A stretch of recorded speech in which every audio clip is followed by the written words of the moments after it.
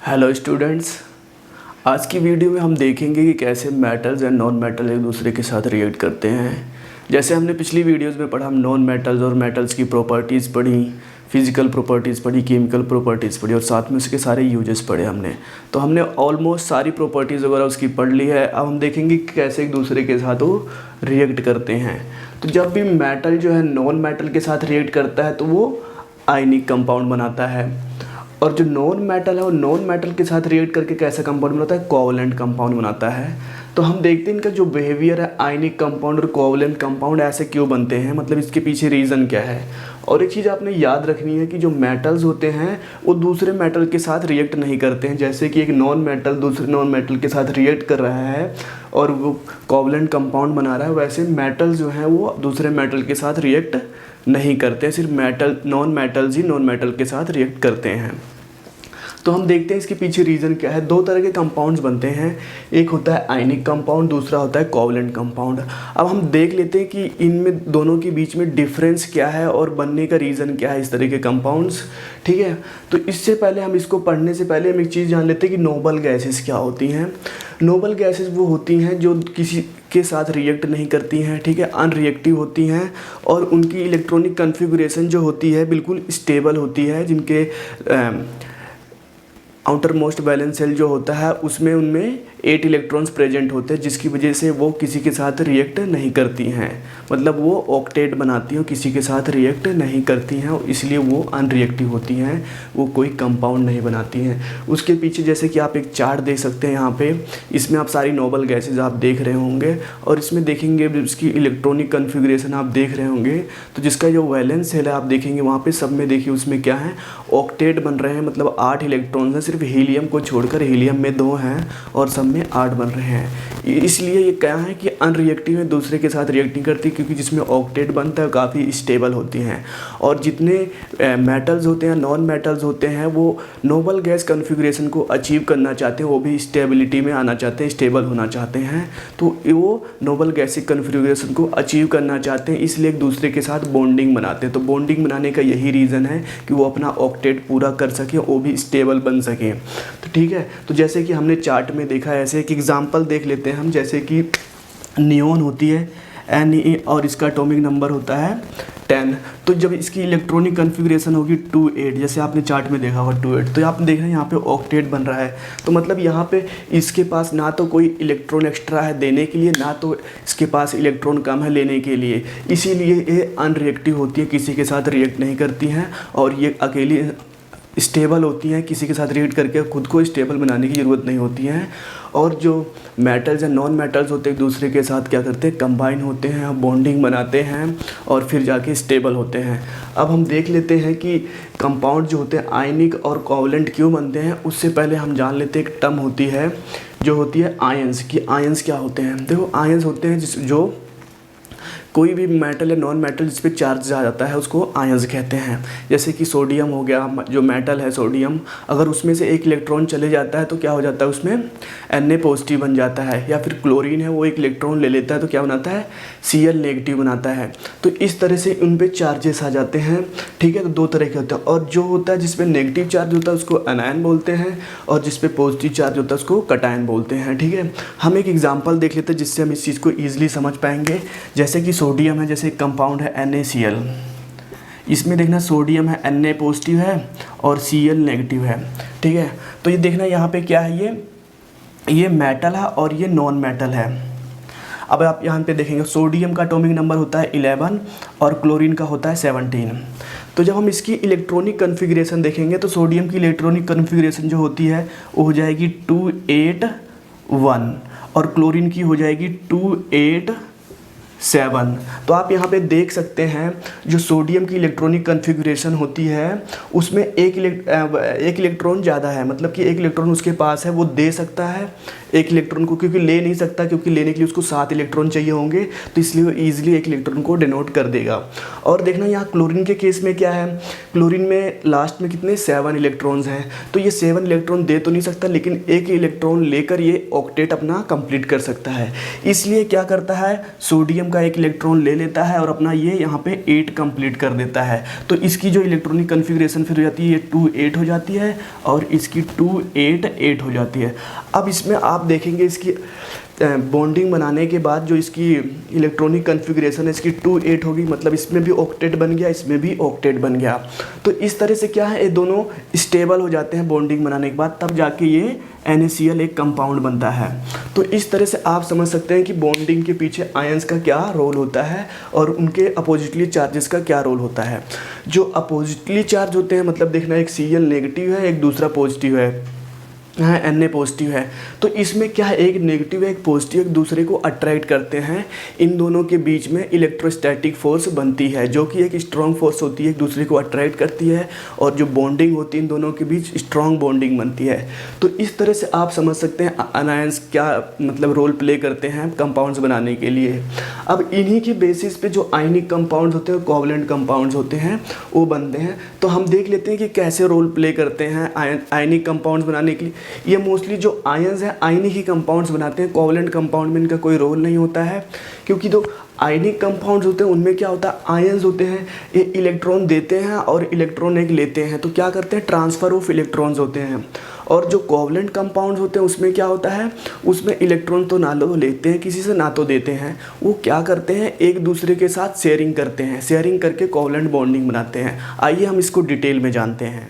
अब हम देखते हैं कि बॉन्डिंग कैसे बनती है। तो देखो बॉन्ड्स दो तरह के बनते हैं, एक होते हैं आयनिक बॉन्ड्स होते हैं, दूसरे होते हैं कोवलेंट बॉन्ड होते हैं, ठीक है।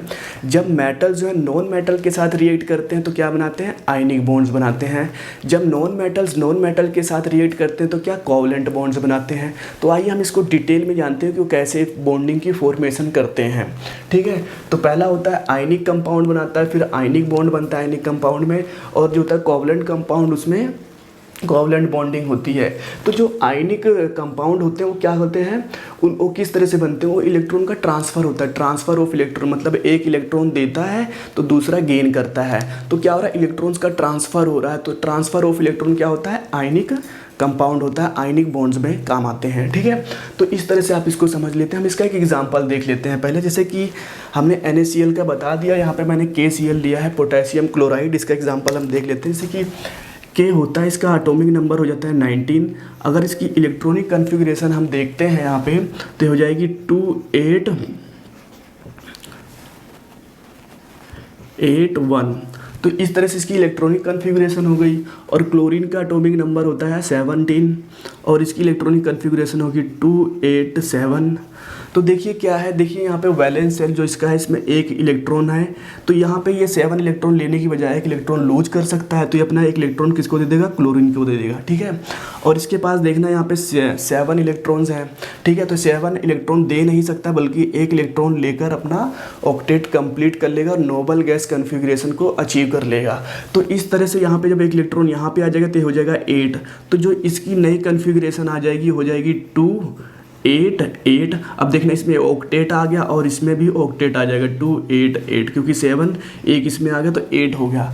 तो इस तरह से दोनों बैलेंस हो गए और इस तरह से इन दोनों के बीच में बॉन्डिंग बन जाती है। तो इस क्या बनाएंगे, KCl। तो KCl ऐसे बनता है। और ऐसे जो बॉन्डिंग होती है, जो फॉर्मेशन होती है बॉन्डिंग की, कुछ इस तरह से होती है और ऐसे इलेक्ट्रॉन्स ट्रांसफ़र होते हैं। तो आपने देखा आयनिक कंपाउंड्स कैसे मतलब बन रहे हैं। दूसरे हम देख लेते हैं कोवलेंट कंपाउंड्स की तरफ। जैसे कि कोवलेंट कंपाउंड के लिए हम एग्जांपल लेते हैं Cl2 क्लोरीन, ठीक है। क्लोरीन जो होता है वो सिंगल एटम में नहीं एग्जिस्ट करता है, वो क्या है, मॉलिक्यूल्स में एग्जिस्ट करता है, ठीक है। वो भी हम देख लेते हैं कि जैसे Cl होता है, Cl का एटॉमिक नंबर कितना होता है 17। तो इसकी जो इलेक्ट्रॉनिक कन्फिग्रेशन है 2 8 7 है, ठीक है। अब देखना है यहाँ पे Cl इसमें क्या हो रहा है कि किसी के साथ इलेक्ट्रॉन ना तो ले रहा है ना तो दे रहा है। तो मतलब ये कैसे अपने आप को स्टेबिलिटी मेंटेन करेगा, कैसे स्टेबल होगा, कैसे नोबल गैस कन्फिग्रेशन को अचीव करेगा। तो यहाँ पे देखिए, यहाँ पे 2 एटम्स हैं क्लोरीन के, ठीक है। तो यहाँ पे देखिए, यहाँ पे 7 इलेक्ट्रॉन है। देखो यहाँ पे क्लोरीन Cl हो गया, इसके हम 7 इलेक्ट्रॉन्स यहाँ पे ऐसे लिख देते हैं 1, ठीक है। तो मतलब जो 7 इलेक्ट्रॉन्स हैं तो 7 डॉट्स हमने बना दिए, ठीक है। इधर और इधर भी एक क्लोरीन है, इसके 7 डॉट्स हम बना देते हैं यहाँ पे, तो इस तरह से आप देख सकते हैं कि इसके पास 7 इलेक्ट्रॉन्स है, इसके पास भी 7 इलेक्ट्रॉन है, दोनों इसके वैलेंस जो वैलेंस सेल होते हैं वही।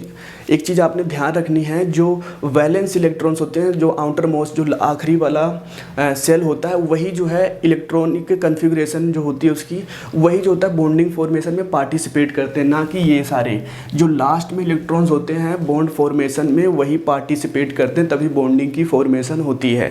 ठीक है, तो इस चीज़ का आपने ध्यान रखना है, इसलिए यहाँ पे हम 7 इलेक्ट्रॉन्स लिख रहे हैं। अब देखना एक दूसरे के साथ एक कैसे बॉन्डिंग बनाते हैं, तो आप देखोगे इनके पास क्या है, इसके पास भी 7 इलेक्ट्रॉन्स है, इसके पास भी 7 इलेक्ट्रॉन्स है, तो ऐसे बॉन्डिंग बनाएंगे। आप इसको ध्यान से देखोगे तो